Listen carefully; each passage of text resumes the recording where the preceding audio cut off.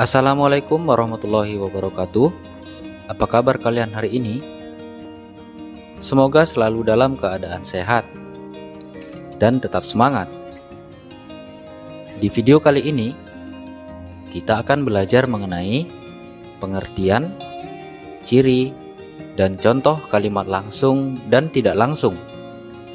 Video ini menjelaskan lebih rinci mengenai kalimat langsung dan tidak langsung yang ada dalam pembahasan kaidah kebahasaan teks fabel. Simak terus videonya ya.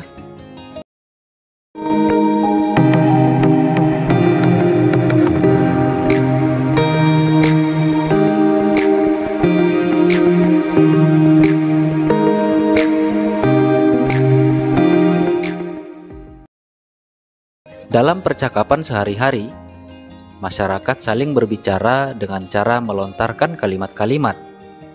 Nah, ada berbagai jenis kalimat dalam bahasa Indonesia. Di antaranya yaitu kalimat langsung dan tidak langsung yang akan kita bahas pada video kali ini.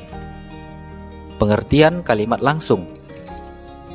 Kalimat langsung merupakan kutipan asli yang berupa kalimat dari perkataan seseorang tanpa melalui perantara.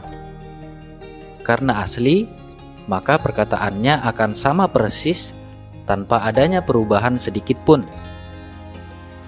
Ciri-ciri dan tata cara penulisan kalimat langsung.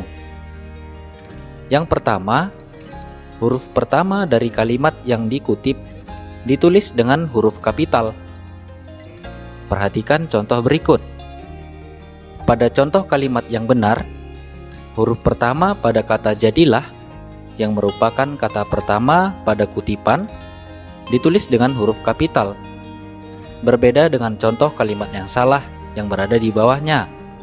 Huruf pertama pada kata jadilah yang merupakan kata pertama dari kutipan ditulis dengan huruf kecil.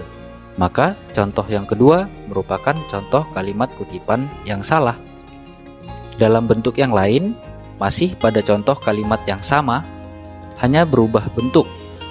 Pada contoh tadi, kalimat pengiring berada di akhir kalimat kutipan.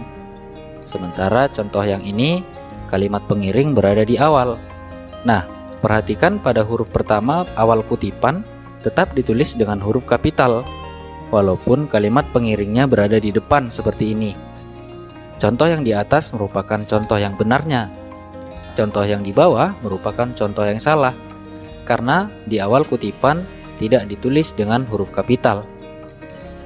Namun, jika kalimat petikannya lebih dari satu, maka huruf kapital hanya berlaku pada huruf awal pada petikan pertamanya saja. Perhatikan contoh berikut. Ada dua kutipan dalam satu kalimat. Kutipan yang pertama diawali dengan huruf kapital, sementara kutipan yang kedua tidak ditulis dengan huruf kapital. Nah, ini merupakan contoh yang benar. Sedangkan yang di bawah, dalam kalimat yang sama, tetapi kutipan yang kedua ditulis dengan huruf kapital. Ini merupakan contoh yang salah. Yang kedua, antara kalimat pengiring dan kalimat kutipan dipisahkan oleh tanda koma. Perhatikan contoh berikut. Pada contoh pertama, diawali dengan kalimat kutipan atau kalimat langsung, kemudian diikuti dengan kalimat pengiring. Nah, antara kalimat kutipan dengan kalimat pengiring dipisahkan dengan tanda koma. Tapi yang perlu diketahui, tanda koma masih tetap berada di dalam kalimat kutipan. Jadi, secara teknis, ditulis lebih dulu tanda koma, kemudian ditutup dengan tanda petik 2 sebagai penutup kalimat kutipan. Sedangkan pada kalimat kedua merupakan contoh yang salah karena tidak dipisah antara kalimat kutipan dengan kalimat pengiringnya. Yang ketiga, pada kalimat langsung penulisan kutipannya diawali dan diakhiri dengan menggunakan tanda kutip 2 seperti yang kita lihat pada contoh-contoh sebelumnya. Nah, perhatikan juga contoh berikut. Kalimat langsung ditandai dengan adanya tanda petik 2 yang mengapit kalimat kutipan. Berikut contoh yang benarnya. Aku nggak mau pulang, teriak Andi di depan rumah kakeknya. kalimat kutipan diapit dengan tanda kutip 2 di awal dan di akhir. Oh ya, satu lagi yang perlu diingat, tanda baca apapun di akhir kutipan ditulis masih berada di dalam kutipan tersebut ya, tidak berada di luar kutipan. Jadi kita tulis dulu tanda bacanya di akhir kutipan, baru ditutup dengan tanda petik 2 sebagai penutup kutipan, seperti yang terlihat pada contoh ini dan contoh-contoh yang sudah ditampilkan tadi. Yang keempat, jika kalimatnya berupa atau ada dalam dialog berurutan, maka kita beri tanda pisah berupa tanda titik 2 antara orang yang berbicara atau mengutarakan dengan yang dibicarakan atau diutarakan. Perhatikan contoh berikut. Kalau kita lihat contohnya, ini seperti gaya penulisan dalam dialog. Jadi, masing-masing tokoh ditulis terpisah. Antara tokoh 1 dan tokoh 2, kalimat kutipannya dipisah dengan tanda titik 2. Yang kelima, pembacaan kalimat langsung atau kutipan menggunakan intonasi dan tekanan yang sesuai. Jadi, tidak datar saja seperti membaca kalimat berita. Pengertian kalimat tidak langsung. Kalimat tidak langsung merupakan kalimat kutipan yang dikutip atau disadur kembali oleh seseorang dari pihak atau orang yang berkata, sehingga penulisannya tidak asli atau tidak sama persis, atau hanya sebagian saja, tetapi makna yang disampaikan tidak berubah. Ciri-ciri dan tata cara penulisan kalimat tidak langsung. Yang pertama, pembacaan kutipannya dilakukan tanpa penekanan atau intonasinya datar, berbeda dengan kalimat langsung yang diungkapkan atau diucapkan dengan intonasi yang sesuai dengan konteks kalimatnya. Yang kedua, adanya perubahan pada kata ganti orang, yakni saya dan aku menjadi ia, dia, atau nama orang ketiga, serta kami menjadi mereka. Perhatikan contoh berikut. Dia dulu anaknya pintar, sebelum sekarang mengalami gangguan jiwa karena depresi, kata kakekku. Nah, ini merupakan contoh dari kalimat langsung.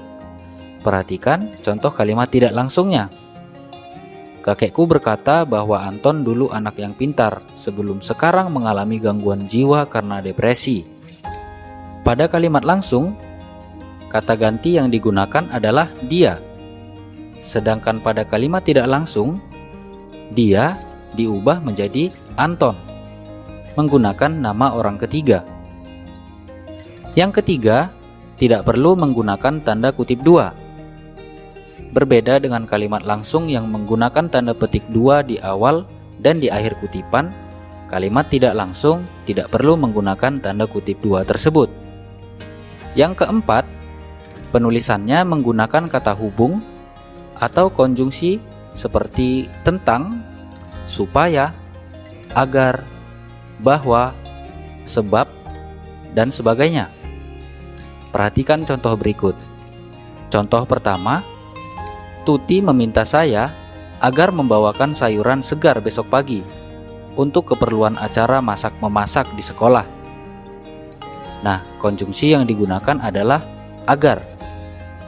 Contoh kedua, Pak Guru berpesan bahwa minggu depan ujian akhir semester akan dilaksanakan.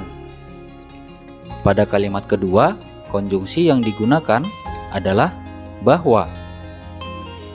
Kalimat tidak langsung merupakan pengulangan perkataan seseorang, sehingga kalimat ini hanya berupa kalimat berita saja. Perbedaan kalimat langsung dan tidak langsung. Dari penjelasan-penjelasan tadi, dapat kita simpulkan perbedaan antara kalimat langsung dan kalimat tidak langsung. Mari kita lihat perbedaannya. Kalimat langsung, kutipannya merupakan pernyataan orang pertama. Sedangkan kalimat tidak langsung, kalimat kutipannya merupakan penulisan ulang pernyataan dari orang pertama.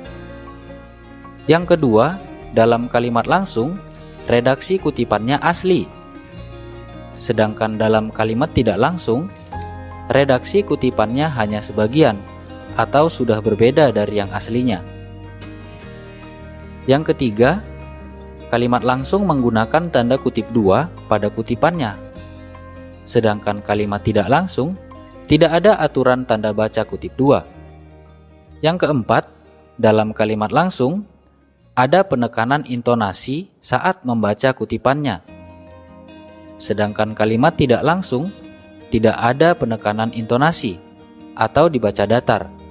Yang kelima, kalimat langsung menggunakan subjek saya, aku, kami.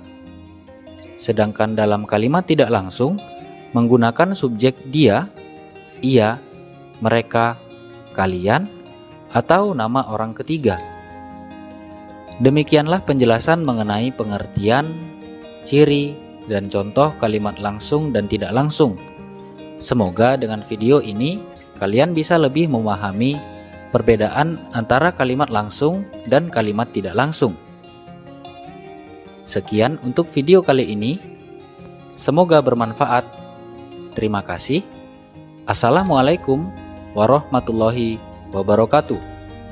Sampai jumpa di video selanjutnya ya.